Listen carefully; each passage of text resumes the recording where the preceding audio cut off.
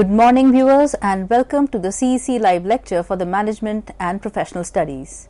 We are following this series on business ethics with Dr. Namita Rajput, who is the principal at Aurobindo College, Delhi University, and she has a rich experience of 20 years mentoring students, doing research in management, and she has been sharing her knowledge with you all at this medium.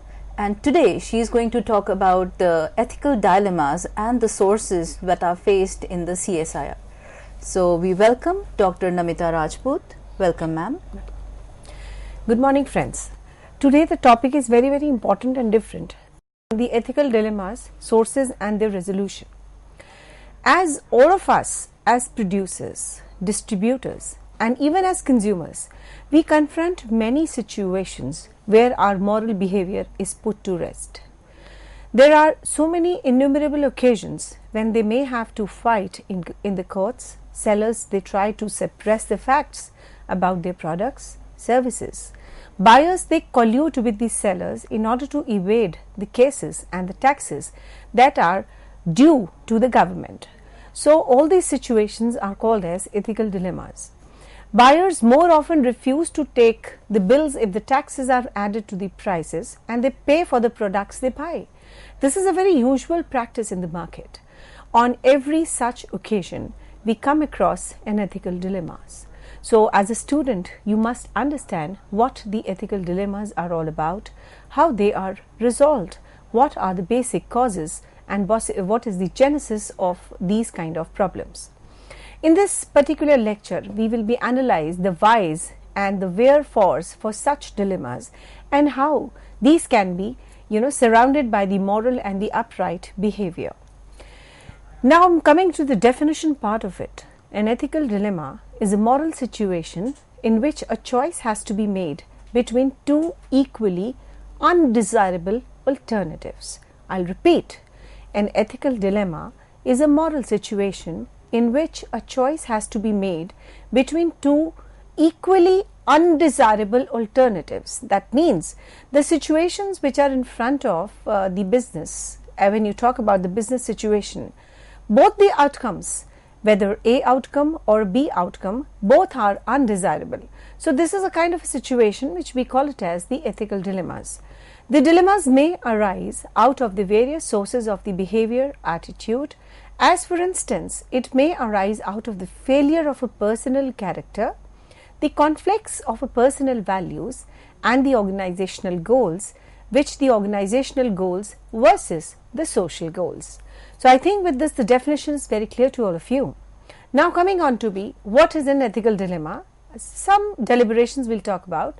A business ethics dilemmas exist when an organization decision maker faces a choice between two or more options that may have the same various impacts on the organizational profitability and the competitiveness. Its stakeholders in the situations of this kind, one must act out of the prudence to take better decisions. As we can see, many of these ethical choices involve the conflicts of the values. So you yourself are amazed whether A is better or B is better. Now, according to Louis Alwyn Day, these conflicts can arise on very different levels. Sometimes there is an inner conflict involving the application of the general social values. A production manager, when asked to produce the commodity by his company, may face an ethical dilemmas when he knows that it may harm the larger number of the consumers who buys and uses the same. Sometimes there may arise a conflict between the general societal values, as in the case of minimizing the harm to others, and the professional values. For example, news reporters may willingly hide basically the sacrilege of a mob committed in a place of worship if they are feared that it would result in a communal frenzy and a mass slaughter. The ethical dilemmas involve the problem-solving situations in which the decision rules are often vague or in conflict. The outcomes of unethical decisions cannot be predicted with any of the degree of accuracy or precision. We cannot be sure about whether we have made the right decisions, nor can anyone tell us about so. There is neither a magic formula nor a software which is available to find out the solutions to this problem. Even the most, the astute business persons do commit ethical mistakes while deciding the business issues. So in such a case, people have no other alternative but to think well and deeply before they make any decisions, and once decided, to take the responsibility to such decisions. A person's intentions and what factors would promote him or her to take a final decisions are the last steps in the ethical decision making process. When the people's intentions and their final decisions are at variance with an advertising agency may asked by the directors of a mediocre B school draft an advertisement for the admission stating that since its inception the institute had 100% placement. Though this advertisement knows it is to be untrue, or he or she may be prompted to draft to release a blatantly untrue advertisement due to the extraneous factors. So this is an ethical dilemma whether he should release that advertisement or not, because the content which is entailed in that advertisement is 100% untrue. The advertiser's refusal to release the advertisement would definitely mean a losses of the business, income and losses of a big client, all of which would affect the bottom line of the company business. The management may argue that as and when the advertising agency, they are expected to act according to the wishes of their client. Personally, when you talk about the advertiser may also be affected if he or she disagrees with the boss, which might adversely impact his or her career and income. Because when you are into a job, when you're into an employment, you do not have say in the decision making process, and that is emanated from the top management, and top management will decide, will issue the directions, will issue the do's and the don'ts which the lower people have to follow. So this is a kind of a problem which all the employees would fail, whether they have to raise the voice against their bosses or not, and these external factors definitely might influence his or her career. He may be charted out, he may be asked to quit the job. So this is a kind of a situation which is, we call it as a ethical dilemma, and this ethical dilemma is one situation wherein the outcomes which is emerging from these situations both are equally undesirable. Whether you would opt for A or you opt for B is a big problem. Now on this particular slide, as is shown on the screens, we are talking about the ethical dilemmas in a flow chart form. So just see the first figure.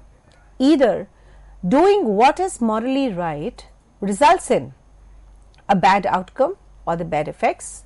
The second is doing what is morally right results in a bad outcome or bad effects. So this is the dilemma. In one thing the means are bad, in the others the outcomes are bad. So this is an ethical dilemma which you have to decide that which way you have to go and what way you have to follow. Now what is an ethical dilemma? The decision in the favor of a resolution to his or her ethical dilemma, as we have seen. This decision might be unethical, though the agent knows it to be morally wrong. Such a wrong decisions may lead to a feeling of guilt in a person. Now we are coming to a very interesting part of the presentation. How ethical dilemmas in the business would affect the stakeholders. Now who are stakeholders? We have discussed in the previous lectures. Anyone who is associated directly or indirectly with the business, they are called as the stakeholders. The stakeholders would be the government, the customers, the employees, the suppliers, the creditors, the customers, etc.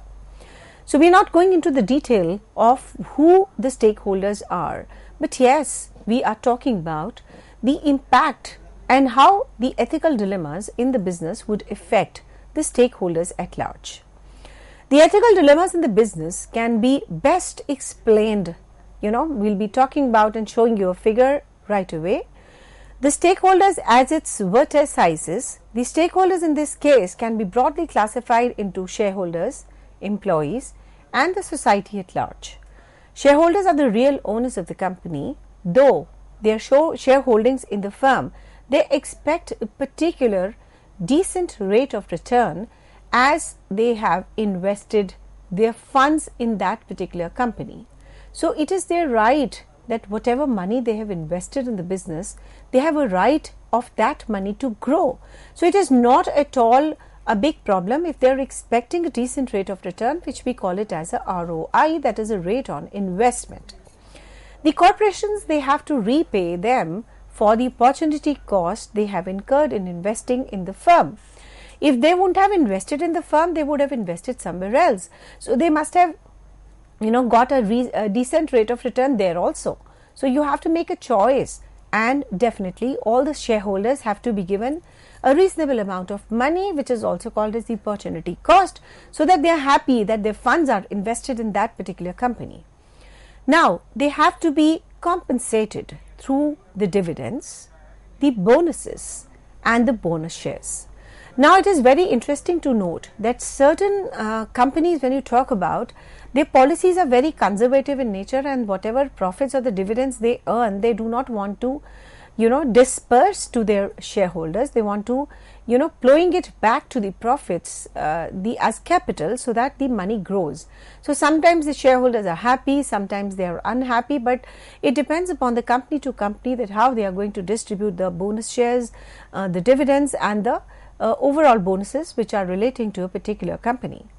Now in many corporations, when you talk about, the management is predominantly loaded with the promoter family members holding a few shares. Now for instance, before the Indian economy opened up, many promoters families, they had a little as 1.53% shareholdings. So in the companies, they had promoted, while the rest of the capital was contributed by the public, government owned financial institutions and others. These promoters families, all of the same, ran the corporations as if they were not their personal fiefdoms and resorted to the asset stripping and the sift of the profits. The shareholders are given a raw deal in spite of their higher stock holdings. In other cases, the corporation themselves indulge only in the bettering the interest of the shareholders, leaving the employees and the society high and dry. Such companies, they devote themselves entirely in furthering the relationships. Now this is a triangle which very clearly shows the impact of ethical dilemmas onto the shareholders. You can see on the right up there are shareholders, on the left hand side we have the employees, on the right hand side we have the society. And if you see the triangle, there is an oval shape which is called as a business balance. So that means the business has to take care of so many factors. They have to take care of the interest of the shareholders, the society at large, and of course the employees, because they are the pillars of the organization as a whole. And there are so many issues which are connected with the employees about the safe working conditions, about their dissemination of the salaries in time, or taking them in the decision making, having a participatory approach, and overall there are so many other factors which they see. And when you talk about the shareholders, they expect a decent rate of return in whatever amount they invested, and you have to take care of the society at large, because there are so many issues which are affecting the society. Now let us talk about the environment at large. Whatever the green initiatives which you have, it can really take care of and contain the environment, because we have only one planet, that is planet Earth. We do not have the planet B. So whatever are the strategies which are adopted by the company at large, you have to be very particular about the policies which affect the society at large, because on the larger perspective we say that the CSR is all about giving back to the society, taking care of the interest of the society, taking care of whosoever is associated with the society, that is the shareholders, the employees and the society at large. So now the overall we have to, when you talk about the particular assets which are held by the family members in a particular company and their shareholdings, the employees are given as a raw deal. One look at the employee attrition rate would be an eye opener. At the other extreme, in some organizations, employee become a militant, and definitely due to the high bonuses even when the organizations itself is facing the severe losses. Now coming on to the union part. The unions, they demand the huge bonus every year, specifically when you talk about the festival time, that is the Shara, Diwali, Christmas, etc., because at that time the expenses for the family, the expectations from the families would become very large, and at that slightest provocation they go on the strikes, forcing the embattled management to declare the lockouts, causing the huge financial losses and the losses in the market share also. So this is a very sensitive issue when you talk about the union part. So as a matter of fact, the union people have to be considered at any cost, because they are the driving forces behind the labor who you have hired. So they will move, because the steering is in the hands of the union people. So whatever they would say, the labor who is associated with that company would move on. If they say that yes, the financial bonus which they have declared is okay, they would move on, and they would be very helpful in declaring the good amount and the reasonable amount of the bonus for them. And yes, if not, they will definitely provoke them to go on strikes, and which is the outcome of those strikes would be the heavy losses for the company. And not only this, it has a spillover effect for the market shares also. So the market shares value would go down. And of course, there had been numerous such instances in India, and they are countless. In Kerala, in West Bengal, there are several industries, they had to be closed because of the communist-led militant trade unions. So they are a boon also in some times, as they take care of the rights of the union members, but they are a bane also, because they are instrumental in putting the organizations to become titanic, or putting the organizations to be closed, because if the things are not moving according to their own choices, they don't have any option but to provoke the workers to go on strike, and eventually the loss would be for the company only. Now even elsewhere, when you talk about the Mumbai and the Coimbatore, the hundreds of cotton textile mills had to be closed because of the high workers' demands, even when these units were running into losses. So the trade unions would not even think that the company is not earning the substantial profits, but they would demand the higher dividends, the bonus and the bonus shares. So on the outset, the companies, they have to close their mills, and probably you have to put a lock on your factories, because you cannot afford them. The situations which you are facing not conducive for them to work. The amount which is available is not substantial to pay them, and of course the society can be construed as creditors, competitors, suppliers, distributors, and of course the common people in around the organization. Now the corporations, they have to pay the suppliers on time. They have to repay their creditors due installments of the capital and the interest in time. And of course they have to pay the partnership relationship with their distributors, wholesalers, retailers, so that all of them they have the benefit from the channel partnerships. Corporations owe a lot to the society at large. The corporations, for instance, utilizes the infrastructure, resources, trained manpower and the host of other things provided by the society. So it has to repay with the gratitude what it receives from the society. And after all, the organization is there because the society allows them to be there. And it is mainly because the management, they have understood the logic behind this reasoning, that they are coming forward increasingly to show the concern for the public welfare, especially those which are the disadvantaged sections of the society in and around the facilities, and some of them even beyond it. Now, when you talk about when there is an equitable distribution of the wealth among all the three, who are the three? Number one is the society, number two is the shareholder, number three is the employee. So you have to make a very good equation in this case. If there is any imbalance, it is going to be chaotic for the organization.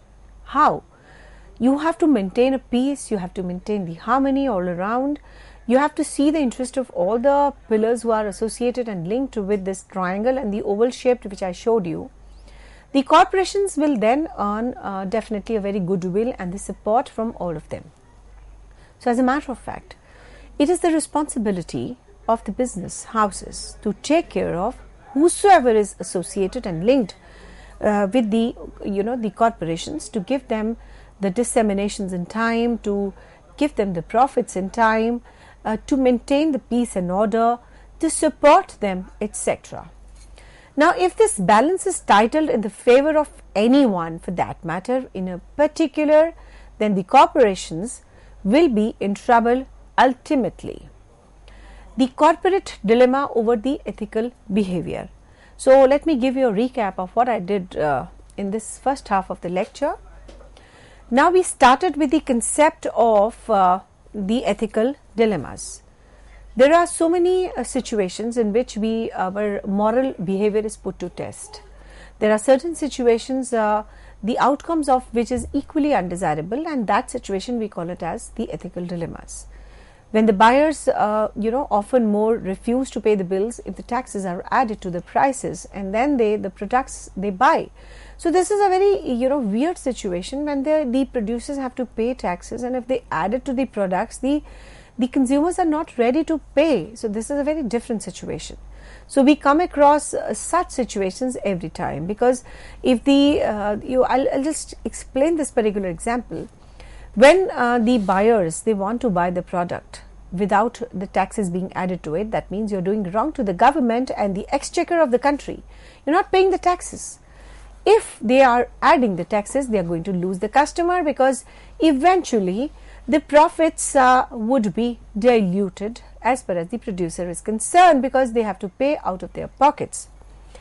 Now, for example, when you talk about the ethical dilemmas, they are overall in one line. I would like to conclude that this is a situation which has to be very diligently and very nicely handled, because any untoward incidents which is affected by it is going to affect the business negatively, decrease the value of the shares, and decrease the profitability of the company and the reputation as well.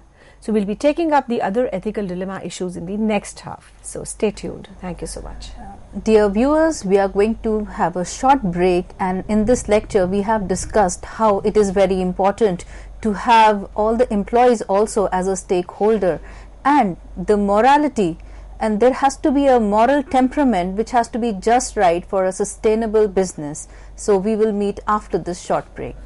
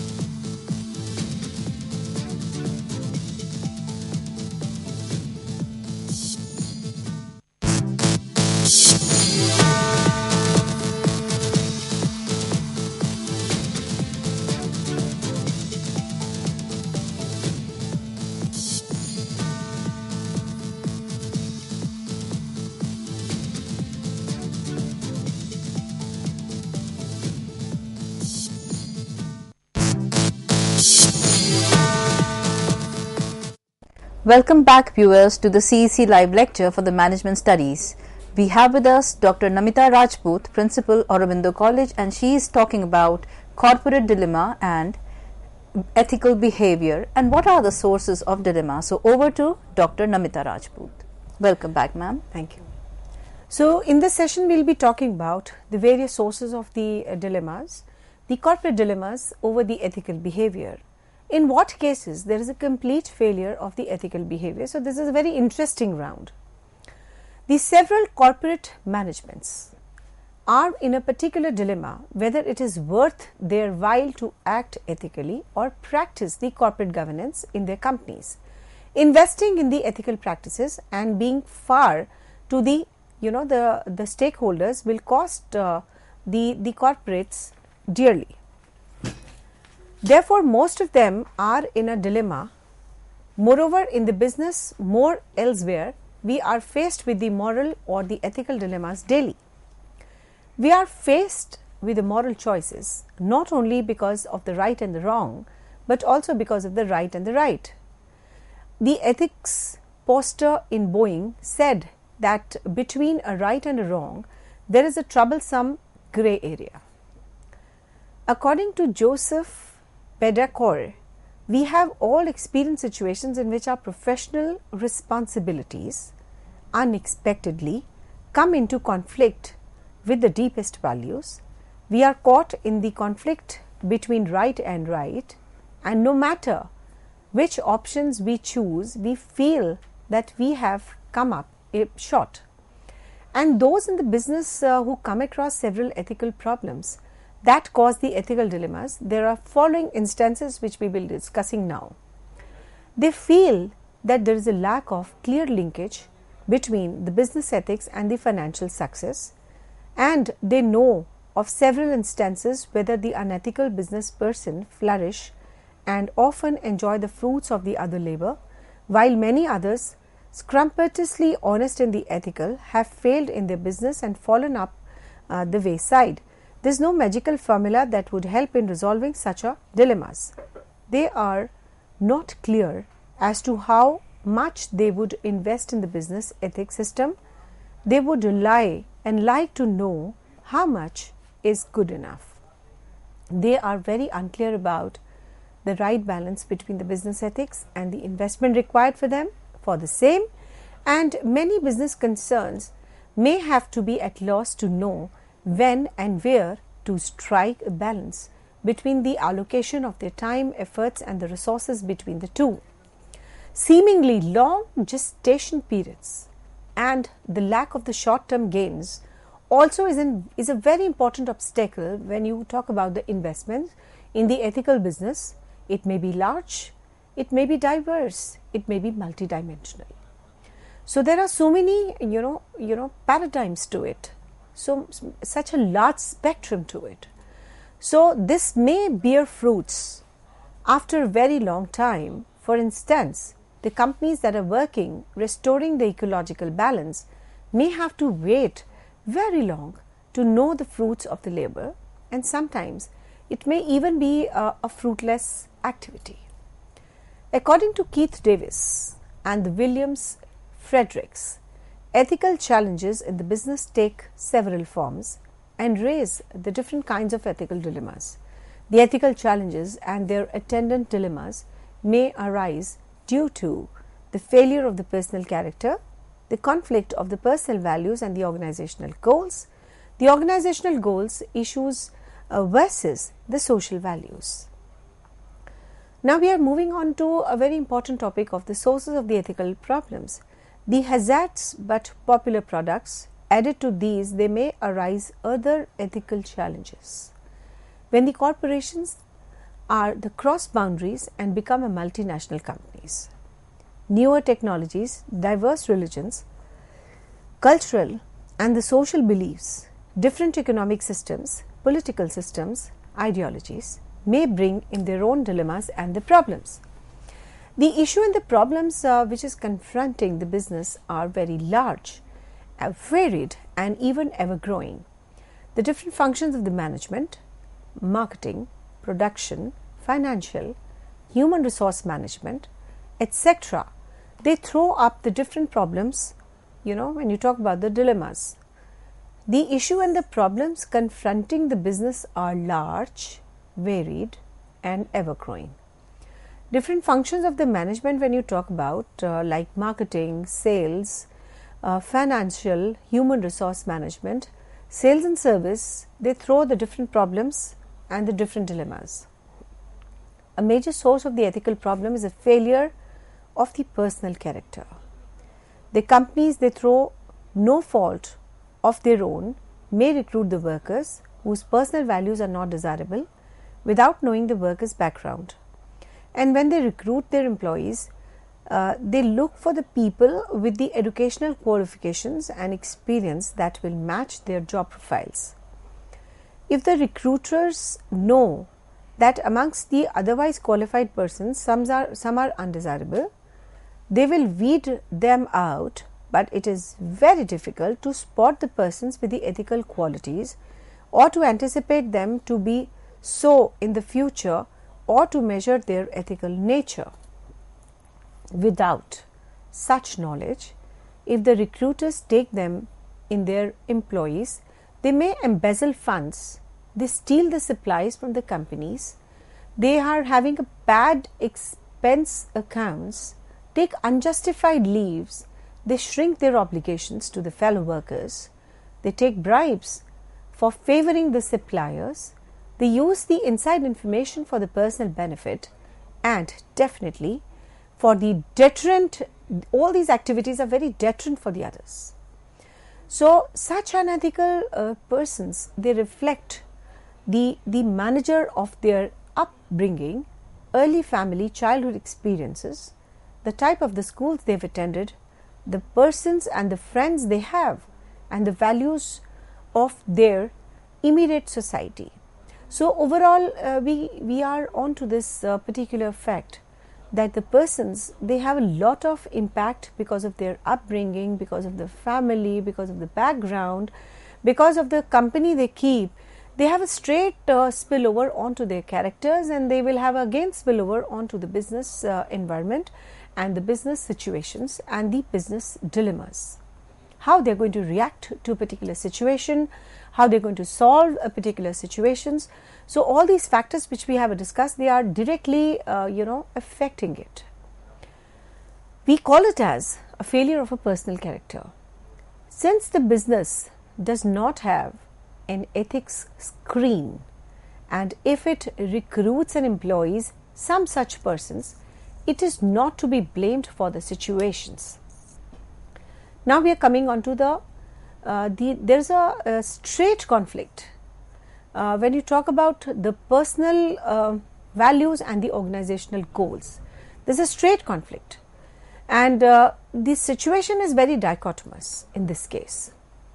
Another source of conflict that give a rise to a particular ethical dilemma is when the company uses the methods or pursues the goals unacceptable to the manager or an executive. A typical example was that of George Courtou, a marketing executive of the pharmaceutical giant Bayer AG. In 2003, this is a landmark example. In 2003, the company hatched a conspiracy to overcharge the American medical program for the antibiotic Cipro. And thanks to Courtou efforts to let the country know about the conspiracy, the Bayer AG pledged the guilt to the criminal change and paid a fine of $257 million. And when the Courtou exposed the brought to the knowledge of the public authorities, that is the Food and the Drug Administration, the Bayer AG used to rebel the Cipro and sell it to another pharmaceutical company, the Kaiser Permatio, with a different identification number, so that it could claim more money from this medical program. Now in this scenario and in this case, the Courtou personal values conflicted with the goal of the Bayer, which was to profit by overcharging the medical the program by dumping the authorities. And he has heard the Hal Welmer, head of the Bayer US operations, say in a compulsory ethics training program, you will never be alone in adhering to the high standards of the law, in following the ethical business. And it continued, should you feel proceeded, speak to the lawyer or call me. I am serious about that. The Kotu conscience revolted against the conspiracy of the top management. He wrote a short memo to his boss questioning him how the company reconciled the medical practice with the company expectations of all the employees adhering to the spirit and the letter of the law. No one replied his note. So you can just imagine the ethical issues connected to it. So the Kotus went to the law of the court of the firm which agreed to represent him and file a suit against the bear in early 2000. He also quitted the company soon, and most of the cases the companies resort to the unethical practices due to the following two reasons. One, intensive competition pressures. Two, executive focus on the economic goal of making the profits. So if they are not manipulating the things, if they are not doing the things which they want to do, they are going to lose the market share.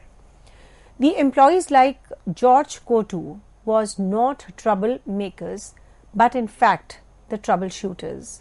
Their personal values, the goals of the companies threw up an ethical dilemma. The activities of the company may be considered unethical by the stakeholders due to changing social scenario or milieu.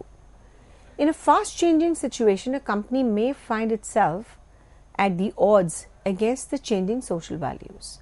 For example, the social and the cultural modes to prevailed in India before 1991, when the economy was shocked and shaken by the controls and the licenses and were very orthodox and conservative. The organizations followed a hierarchy setup, and the senior executive could be addressed by only the sirs. The hours of the work were generally fixed. With 9 to 5 p.m., employees were expected to come to office well dressed. Men and women employees rarely mixed, kept a respectable distance from one another. Women rarely, if ever, worked during the nights, but we visualize such situations today in many of our modern offices. The situations have now totally changed, and in any organization managed by the arch conservatives insist on a model dress, 9 to 5 working hours, expects the juniors to address the seniors as sirs, resorts to the moral policing, etc. There will be a virtual riot in their premises. The Keith Davis et al. Point out some instances wherein some companies anticipate the shills and the values and the attitudes of the people and try to align themselves with these to avoid the ethical conflicts and dilemmas. The Procter and the Gamble, they withdrew its product Relifen promptly when its use was linked statistically with some deaths, and the Johnson & Johnson cleared all the retail shelves of its Tylenol analgesic within the days of the recovery that some containers have been poisoned. Both the companies acted with alacrity with a view to protecting their reputations in the marketplace as the responsible companies and being aware of the high value placed by the public on the consumer society. Obviously, they were praised for their ethical alertness. Thus, the Procter & Gamble withdrew its product, which was linked to them to some user deaths, while Johnson & Johnson cleared all the retail shelves of its Tylenol analgesic within days of the particular discovery that some containers had cyanide poisoned traces and had caused deaths. So, though both companies were in no way directly responsible for the tragic deaths, they decided that in the matters of life and death, it is better to be proactive than reactive, because if more and more deaths will take place, it is going to jeopardize the image of the company. So, even though they withdraw the cost, these companies dearly in money, but in long run they made up all the losses and preserved their trust with the stakeholders. So this was a commendable job which these two companies did, because for them the concern for the society was on the top. Now we are coming to a very different topic called personal belief versus organizational practices products. In our society, there are a number of harmful products that is produced, sold to the users, notwithstanding of the fact that the vast majority of the people is aware of their harmful effects. People know that smoking cigarettes causes the cancer, excuses the drinking, causes accidents and the liver problems. The use of the drugs causes both the psychological and the mental problems, and yet these products are being produced and consumed in this practice ethical. The ethics may pose every relevant question. Those who defined the sale of many harmful and obnoxious products argue that in a free society, the consumers use these products in their own violation and without any outside compulsion. The producers only cater to the consumer demands, and due to the ethical considerations, these products are banned. It will create a black market, leading to the adulteration, profiteering and several undesirable consequences. Additionally, it will cause the unemployment and the loss to number of families. And if, for instance, the company like ITC Limited, they produce the cigarettes, and the United Breweries manufacture and sells the liquor, are to be closed, will it not throw the thousands of the people out of their jobs? So this is again the ethical problems. If they continue producing, it is going to harm as far as the health is concerned of the consumers, and if they do not produce, it is going to impact the employment scenario to a very large extent, a substantial extent. What then happens to the families if they are out of job? On the other hand, there are others who argue that allowing the business people to produce the harmful products increase the social cost, though higher health and the insurance cost. Therefore, it calls for a strong social controls on the business that produce and sell these risky items, for example, the alcohol, cigarettes and the harmful drugs. Where does the ethical burden lie? When the business sell its products known to be actually or potentially harmful to the society, a cigarette is a roll of the tobacco which lyre at one end and a fool on the other, said the G.B. Shaw. When you talk about the cigarettes, they affect the health of the people. They have a series of the lungs problems, heart diseases, circulatory disorders, and yet the companies like Philip Morris, ITC produce the billions of cigarettes, sell them and make huge profits, because it is a kind of a habitual product. As in when they get habitual, they are bound to purchase that product. They will not bother that whether the health will be affected or not. So these type of companies like ITC and the Philip Morris, they take the advantage of this habitual situation of certain customers. Likewise, alcohol causes the vascular mishaps, irreversible brain damage, kidney failures. It increases the heart problems, results in lot of liver issues. Yet not only the companies in the United Breweries is permitted to manufacture the liquor, sell and make money, but many state governments like Tamil Nadu, they have their own distribution outlets to sell it. The ostensible purpose is, of course, the money thus earned is badly needed to provide the welfare measures for the poor, but its reasoning does not seem to make any sense when it is known that it is mostly the recipient belonging to very poor families who waste their incomes and destroy their health through heavy drinking. Often they drink with the money and the resources provided by the government, leaving their families penniless and starving. Now, personal beliefs versus the organizational practices products. Is the principle of caveat emptor in the mercantile law to be adapted suitably in these cases? Even that is not being relegated in the view of the consumer rights. Should it be involved the individual rights and the free choices override the social cost?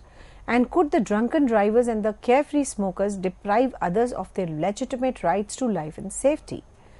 Even when you talk about the items like the hard drugs, the dynamite and the guns, it could be free riding in these should be ethical.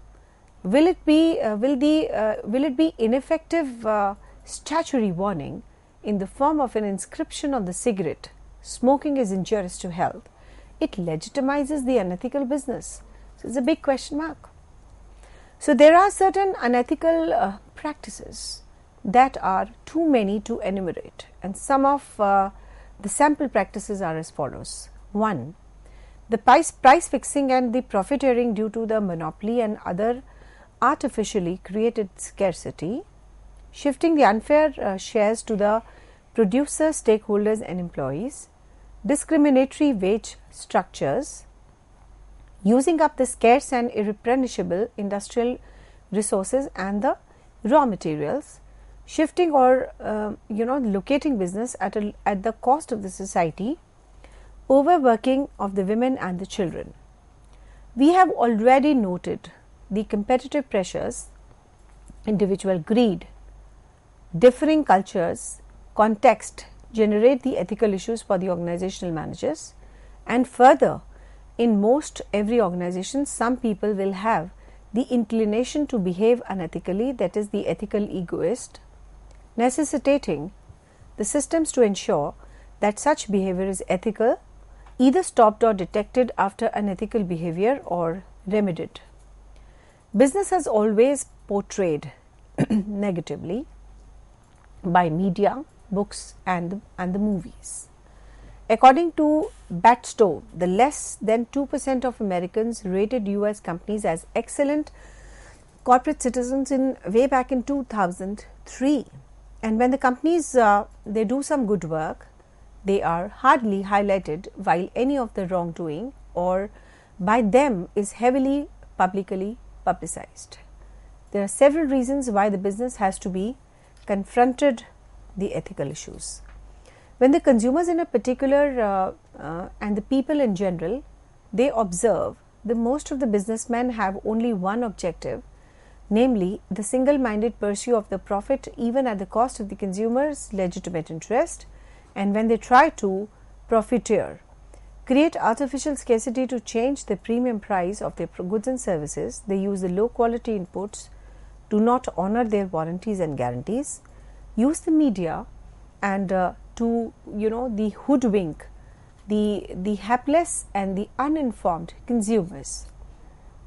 There is always a damage when totally to the ecological and the environment, and resort to the suppresses worry, suggestions false. People are prone to have the negative image of the company and the negative image of the business because of not taking care of the environment at large. And there are also many enterprises that are very honest, scrupulous in their dealings, passionately involved in the community welfare and the environmental protection, but they are not publicized much by the media. It seems to appear to the general public that such ethical enterprises are exceptions rather than the rule. There are number of reasons why the business should act ethically: to meet the stakeholders' expectations and protect the business reputations, to prevent harm to the general public, to build the trust with the key stakeholder public, to build the trust with the key stakeholder groups, to protect them from abuse from unethical employees and the competitors. Now, why business should act ethically? To protect their own employees, to create the environment in which the workers can act in the way consistent with their values, and the organizations have to be implemented the ethical behavior by publicizing in-house the code of ethics that are to be strictly followed by their associates. They have started to employ people with a reputation for high standards for the ethical behavior in the top levels, and they are also started to incorporate the considerations of the ethics into performance reviews.